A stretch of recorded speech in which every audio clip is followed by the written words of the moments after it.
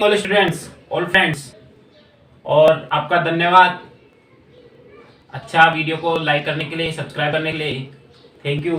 आगे आज हम बात करेंगे ग्लैंड्स या ग्रंथियों की। अब ग्रंथियां क्या चीज होती है, देखो ग्रंथियां क्या होती है। ग्रंथियां एक थैली के समान पैकेट्स होते हैं, बंडल्स होते हैं, जो हमारी बॉडी में अलग अलग जगह पर पाए जाते हैं। और ये क्या काम करते हैं, थैली में पानी भरा हुआ है, जैसे लिक्विड भरा हुआ है, उस लिक्विड को क्या कहते हैं, ग्रंथियां। ग्रंथियों से जो लिक्विड निकलता है उसे क्या कहते हैं, हार्मोन्स कहते हैं। ठीक है। और वो लिक्विड को ब्लड में छोड़ देती है या डायरेक्ट छोड़ देती है, उस लिक्विड को ब्लड में डायरेक्ट छोड़ देती है। वही काम क्या है, ग्रंथियों का है। आगे बात समझ में। और वो लिक्विड अपना अपना अलग अलग कार्य करते हैं। ठीक है। तो देखो ग्लैंड्स, ग्लैंड्स के टाइप्स देखते हैं। देखो ब्लड में घुलने या ब्लड में डालने के आधार पर, भाई हार्मोन्स को ब्लड में डाल रहा है, डायरेक्ट ऑर्गन में डाल रहा है, डालने के आधार पर ग्लैंड्स कितने प्रकार की हो गई, 3 प्रकार की पढ़ी जाती है। देखो कौन कौन सी टाइप्स कितने हो गए, इसका मतलब 3 टाइप्स हो गए। ठीक है। फर्स्ट टाइप देखो एक्सोक्राइन। एक्सो मतलब हमेशा किसी भी चीज के आगे एक्सो लग गया तो क्या हो गया, एक्सो मतलब बाहर, तो बहिस्रावी ग्रंथि। मतलब ब्लड में नहीं डाल दिए, क्या डाल दी है, नलिका विहीन, जिसमें नलिका नहीं पाई जाती। ठीक है। डायरेक्ट ऑर्गन में रस को, जैसे बात करें अभी, जो नलिका, जिसमें नलिका नहीं पाई जाती, और डायरेक्ट उसके स्त्राव को या उस ग्रंथि से निकलने वाले लिक्विड को डायरेक्ट ऑर्गन में डालती है। ठीक है। सेकंड देखो इसी का विपरीत एक्सो। एक्सो एग्जिट तो एंटर, तो एंडोक्राइन ग्लैंड्स। ठीक है। अंतः स्त्रावी ग्रंथियां। ठीक है। और इनमें नलिका मिलेगी कि नहीं मिलेगी, ये नलिका विहीन है तो ये क्या है, नलिका युक्त। नलिका युक्त, इनके एग्जांपल देखेंगे। ठीक है। और लास्ट में एक वेरी स्टार, वेरी इंपॉर्टेंट, मिश्रित ग्रंथि, मिक्सर। ठीक है। मिश्रित ग्रंथि। अब देखो मिश्रित ग्रंथि जिसमें नलिका युक्त भी हो, मतलब दो चीजों का, एक तो रस का, जूस का स्त्राव करे, और एक हार्मोन का। ठीक है। तो इसमें नलिका भी मिलेगी और नलिका विहीन रस का स्त्राव भी होगा। और ये 5 स्टार लगा के याद कर लेना। पूरे मानव शरीर में एकमात्र ग्रंथि जो मिश्रित ग्रंथि कहलाती है, कौन सी है, पेनक्रियाज। पेनक्रियाज को हिंदी में क्या कहते हैं, अग्नाशय। कौन सा है, अग्नाशय। जो एक तो अग्नाशयी रस, बहिस्त्राव के रूप में अग्नाशयी रस, पेनक्रियाटिक जूस, और दूसरा ये तो बहिस्त्राव का एक्सो वाला हो गया। और एंडो के रूप में देखो इंसुलिन, अरे सुना कि नहीं सुना, इंसुलिन ग्लूकेगोन हार्मोन, ये दोनों हार्मोन है, ग्लूकेगोन हार्मोन। ठीक है। इन दोनों का स्त्राव करती।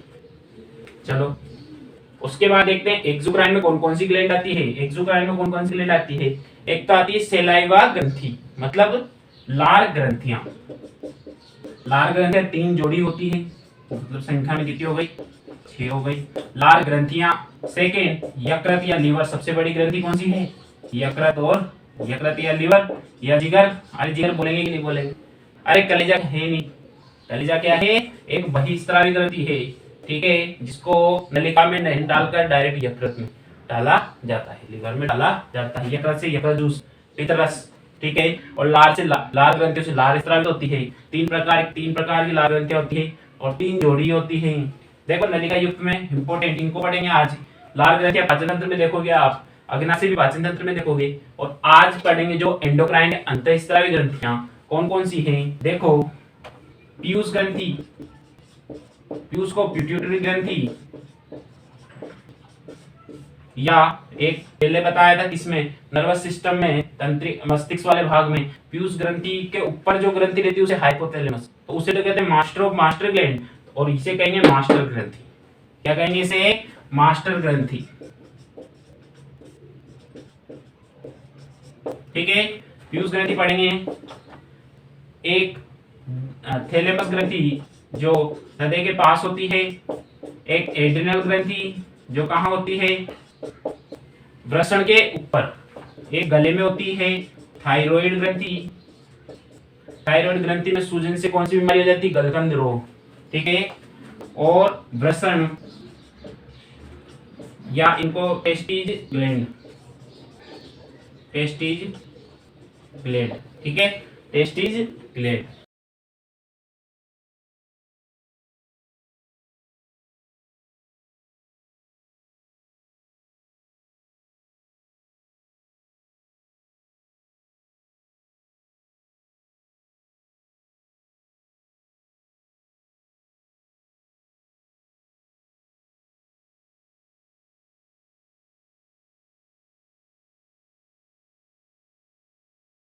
आगे देखिए, आगे बात करते हैं फर्स्ट नंबर पर अंतःस्रावी ग्रंथि में पहली पीयूष ग्रंथि या पिट्यूटरी ग्लैंड, इसे कहते हैं मास्टर ग्रंथि। मास्टर ग्रंथि क्यों कहते हैं? रीजन बताओ, मास्टर ग्रंथि क्यों कहते हैं?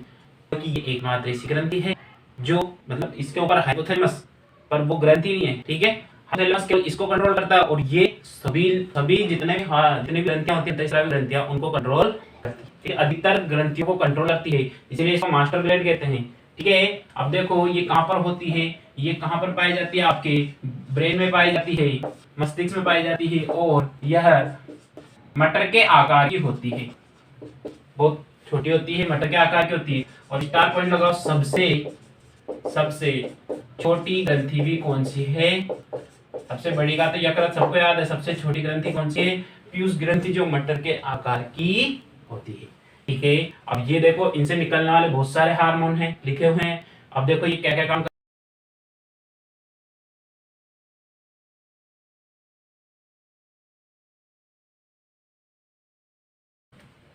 आगे देखो जीएच, और जीएच क्या करता है? जीएच क्या है? जी का मतलब क्या है? ग्रोथ। ग्रोथ मतलब वृद्धि, ठीक है, वृद्धि करने वाला हार्मोन, ग्रोथ हार्मोन किसे कहा जाता है? जीएच की फुल फॉर्म है।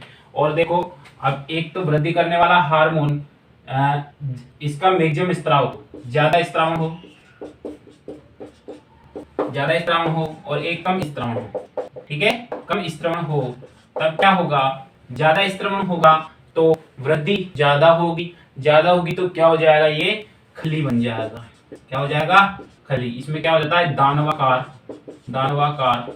आकार हो जाता है जीएच की अधिक मात्रा पर, ठीक है। और जीएच की ही कम ना हो तो क्या रह जाएगा? आदमी बोना रह जाएगा, व्यक्ति क्या रह जाएगा? बोना रह जाएगा, ठीक है।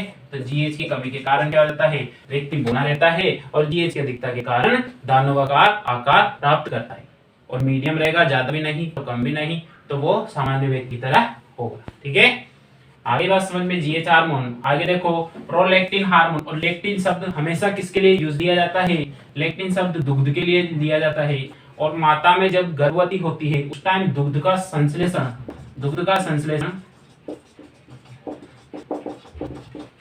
संश्लेषण प्रोलैक्टिन हार्मोन जो कहां से निकलता है? पीयूष ग्रंथि से निकलता है, उसके कारण होता है। एक तो होता है संश्लेषण, एक होता है स्त्रवण। संश्लेषण मतलब आपने इकट्ठा करना, ठीक है ना। संश्लेषण मतलब इकट्ठा करना और निकालना स्त्रवण, ठीक है। जैसे कि ऑक्सीटोसिन हार्मोन, इसको क्या कहते हैं? लव हार्मोन कहते हैं, लव हार्मोन। जैसे कि आज वैलेंटाइन डे, तो लव के लिए एक कुमार विश्वास जी की छोटी सी, कि कोई दीवाना कहता है, कोई पागल समझता है, मगर धरती की बेचैनी को बस बादल समझता है। तुम मुझसे दूर कैसी है, मैं तुझसे दूर कैसा हूँ, जो मेरा दिल समझता है वो तेरा दिल समझता है। टॉपिक पे आ जाओ। ऑक्सीटोसिन हार्मोन लव हार्मोन कहलाता है, और ये क्या क्या काम करता है? ये दुग्ध का स्त्रवण करता है। जब शिशु पैदा हो जाता है, गर्भ प्रसव होता है, उसके बाद में दुग्ध स्त्रवण का कार्य कौन सा हार्मोन करता है? ऑक्सीटोसिन हार्मोन करता है। और यही हार्मोन माता में प्रसव के समय, डिलीवरी के टाइम पर हड्डियों को या मांसपेशियों को क्या कर देता है? उनमें ढीलापन दे देता है, ठीक है। तो इसे प्रसव हार्मोन भी कहा, डिलीवरी हार्मोन भी कहा जाता है, ठीक है। हड्डियों को थोड़ा सा चौड़ा कर देता है, ठीक है। आगे बात करते हैं वेसोप्रेसिन हार्मोन की, एडीएच हार्मोन, ठीक है।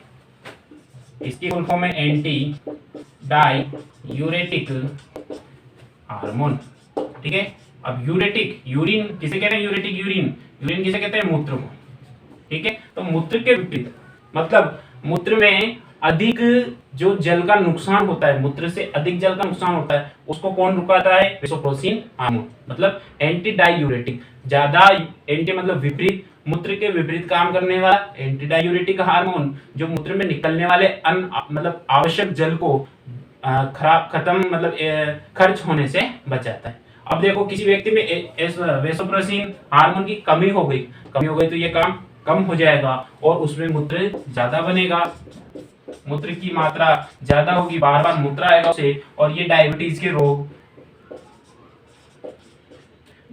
रोगियों में ज्यादा देखा जाता है। रोगियों में क्या होता है? एडीएच हार्मोन का कमी, ठीक है, इसमें एडीएच हार्मोन में कमी हो जाती है।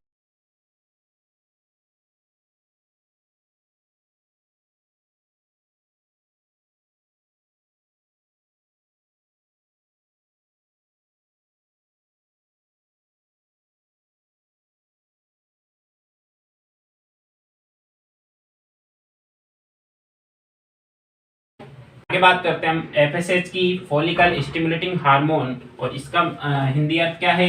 पुटिका प्रेरक, स्टिमुलेट मतलब प्रेरित करना है ना, प्रेरित करना, प्रेरक हार्मोन, मतलब ये मादाओं में, ह्यूमन मादाओं में, मनुष्य की मादाओं में क्या करते हैं? पुटिका को प्रेरित करते हैं, मतलब अंडाणुओं के निर्माण को प्रेरित करते हैं, और अंडाणु मंथली साइकिल के द्वारा शरीर से बाहर निकाले जाते हैं, अंडाणुओं को प्रेरित करते हैं, ठीक है। ये मादा हार्मोन है, ये भी मादा हार्मोन है, मतलब ये मादा पे ही काम करते हैं। एलएच हार्मोन, ल्यूटिनाइटिंग हार्मोन, जो अंडोत्सर्ग को प्रेरित करता है या अंडोत्सर्ग को बढ़ाता है, मतलब अंडे के उत्सर्जन को बढ़ाता है, अंडोत्सर्ग को बढ़ाता है, ठीक है। एलएच हार्मोन और एफएसएच हार्मोन दोनों की फुल फॉर्म जरूर याद रखना। एलएच को क्या कहते हैं? ल्यूटिनाइटिंग हार्मोन, और एफएसएच को फॉलिकल स्टिमुलेटिंग हार्मोन। एडीएच को क्या कहा जाता था? एडीएच को एंटी डायूरेटिक हार्मोन, मूत्र के विपरीत कार्य करने वाला हार्मोन, ठीक है। ये दोनों मादाओं के लिए हार्मोन हैं, और पीयूष ग्रंथि से इतने सारे हार्मोन निकलते हैं जो अलग अलग ग्रंथियों को कंट्रोल करते हैं। आगे बात करते हैं हम थाइमोसिन हार्मोन, सेकंड ग्रंथि, अंतःस्रावी ग्रंथि थाइमोसिन हार्मोन, जो कहां पर पाई जाती है? पहले तो देखो हृदय के समीप पाई जाती है, ठीक है। थाइमस ग्रंथि है तो कौन सी हार्मोन स्रावित करेगी? Thymosin hormone. कौन सा हार्मोन? थाइमोसिन हार्मोन, जो एक प्रकार का इम्यून हार्मोन होता है, मतलब प्रतिरक्षा प्रदान कराने वाला हार्मोन, प्रतिरक्षा प्रदान करने वाला हार्मोन। अब देखो इम्यून हार्मोन स्रावित करती है ये थाइमस ग्रंथि, थाइमोसिन हार्मोन जो प्रतिरक्षी हार्मोन होता है। तो देखो प्रतिरक्षा की जरूरत या आवश्यकता छोटे बच्चों में ज्यादा पड़ती है, क्योंकि वो हर चीज को खा नहीं सकते जिससे उनकी इम्यूनिटी ग्रोथ हो, ठीक है। तो बड़े ये क्या होती है? बच्चों में तो क्या होती है? बच्चों में तो बड़ी होती है और उम्र के साथ साथ धीरे धीरे नष्ट हो जाती है, मतलब बड़ों में खत्म हो जाती है जैसे जैसे उम्र बढ़ती है, ठीक है। आगे बात करते हैं हम एड्रिनल ग्रंथि। और सर इसके इतने सारे नाम कैसे आ गए?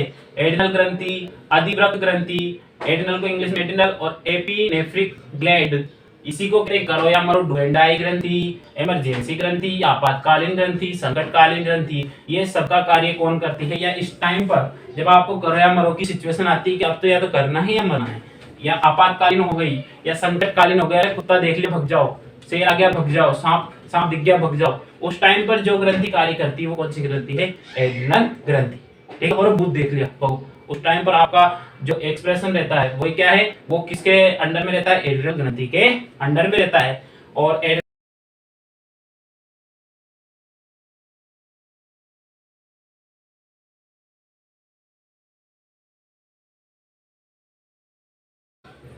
संख्या में ये कितनी होती है? 2 होती है। और कहां पर पाई जाती है? वृक्क के ऊपर। वृक्क मतलब किडनी के ऊपर, ठीक है। एक जोड़ी किडनी होती है, मतलब 2 होती है, तो दोनों किडनियों के ऊपर आपको एड्रिनल ग्रंथि पाई जाएगी। और एड्रिनल ग्रंथि से निकलने वाला हार्मोन कौन सा है? एड्रिनलिन हार्मोन, एड्रिनलिन हार्मोन, ठीक है। और इसी हार्मोन को क्या कह रहे हैं अपन? डुएंडाई, इमरजेंसी या संकटकालीन हार्मोन भी कहते हैं। ये तो ग्रंथि के नाम हो गए, ये हार्मोन्स के नाम, ठीक है। देखो ये हार्मोन 3F हार्मोन भी कहते हैं, क्योंकि 3F का मतलब क्या है, एक F से फियर, डर के टाइम पे भी यही हार्मोन कार्य करता है, फाइट लड़ने के टाइम पर भी यही हार्मोन कार्य करेगा, और फ्लाइट या उड़ना या भागने के टाइम पर भी यही हार्मोन कार्य। देखिए 4 नंबर की ग्रंथि कौन सी, थायराइड। थायराइड ग्रंथि कहाँ पर पाई जाती है, ये श्वास नली के दोनों तरफ पाई जाती है, दोनों तरफ। अब दोनों, जैसे कि ये श्वास नली है, दोनों तरफ मिलेगी, ठीक है। तो ये किस शेप की होती है, ये एच आकार की ग्रंथि होती है, ठीक है, एच आकार की ग्रंथि होती है। थायराइड ग्रंथि से थायरोक्सिन हार्मोन स्रावित होता है, जो किससे मिलकर बना होता है, आयोडीन का बना होता है, ठीक है, ठीक है। और देखो इससे, इसकी कमी से कौन सी बीमारी होती है, गलकंड रोग, गलकंड रोग, गलघोटू रोग, ठीक है। और इसे क्या कहते हैं, आत्महत्या ग्रंथि भी कहते हैं, और हाशीमोटो रोग भी कहा जाता है, इसमें गले में सूजन आ जाती है, ठीक है।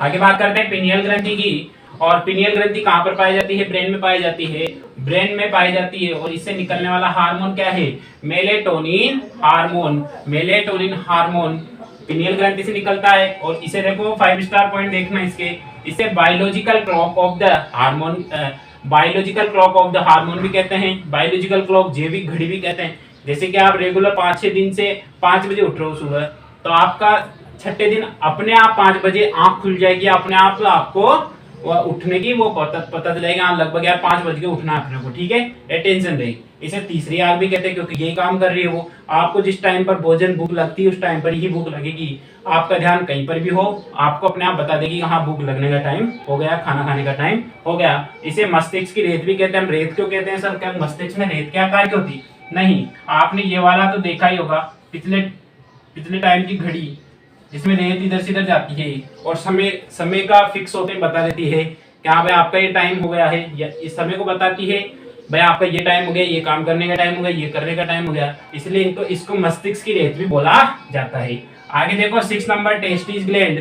टेस्टिस ग्लैंड केवल मेल में पाई जाती है, ठीक है। कितनी होती है, एक जोड़ी होती है, संख्या में 2 होती है, एक जोड़ी होती है, हिंदी में वृषण कहते हैं, वृषण ग्रंथि, ठीक है। और टेस्टिस ग्रंथि से जो हार्मोन निकलता है वो है टेस्टोस्टेरोन हार्मोन, टेस्टोस्टेरोन हार्मोन, जो क्या करता है, नर के लैंगिक लक्षणों को प्रदर्शित करता है, नर के लैंगिक लक्षणों को प्रदर्शित करता है, ठीक है, लैंगिक लक्षणों को।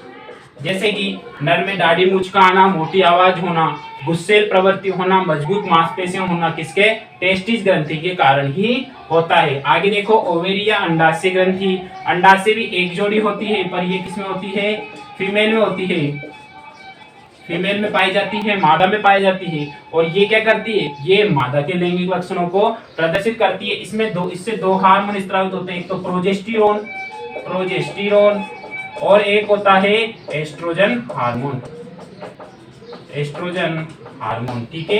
ये दोनों क्या करते हैं, मादा के लैंगिक लक्षणों को, जैसे तीखी आवाज होना, अधिक और लंबे बाल होना, और स्किन अच्छी होना, पतली दुबली नरम स्किन पाई जाना, और शांत प्रवृत्ति रहना, हड्डियां मांसपेशियां कमजोर होना, मांसपेशियां थोड़ी शांत रहती है, और ठीक है। धन्यवाद आपका वीडियो देखने के लिए, और क्या सुना है आपको बताओ, कमेंट करके बोलना। Thank you so much video देखने के लिए। आपकी ग्रंथियां कंप्लीट हो गई। आगे जो आपको होंगे टॉपिक, केमिस्ट्री के टॉपिक, फिजिक्स के टॉपिक, जनरल साइंस के, या फिर बायोलॉजी